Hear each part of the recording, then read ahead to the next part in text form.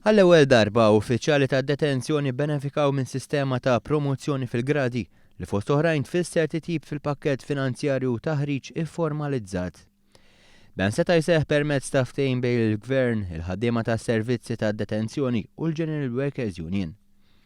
Nhar il-ġimgħa wara nofsinhar il-Ministru għall-Internu s-Sigurtà Nazzjonali Carmelo Abela ippreżenta littri ta' appuntament lil 8 uffiċjali ta' detenzjoni li laħqu fil-grad il-ġdid tagħhom ta' Officer in Charge Detention Shifts.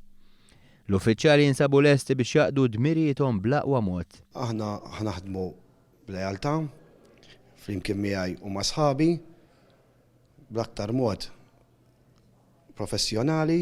Detention Center l-ewwel darba li ħarġu dawn l-applikazzjonijiet.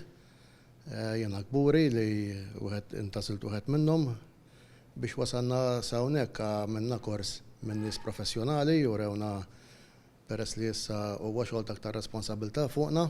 Dawn il-ħaddiema nataw taħriġ dwar il-liġi li tirregola s-servizzi ta' detenzjoni, pjani ta' evakwazzjoni, xi jsir f'sitwazzjonijiet ta' rvell, informazzjoni fuq direttivi tal-Unjoni Ewropea dwar l-immigrazzjoni regolari u sigurtà fuq il-post tax-xogħol waqt skorti mad detenuti barra ċ-ċentru tad-detenzjoni. Il-Ministru Carmelo Abela stqar li dan se jwassal biex il-ħaddiema jgawdu minn xogħol ta' natura defenittiva għal kontrarju ta' kundizzjonijiet prekarji li bdew bihom. Dan fil-waqt li se tissaħħaħ ħlas stretta fiċ-ċentru tad-detenzjoni u jkun assigurat li l-priġunieri jkunu trattati tajjeb u b'dinjità.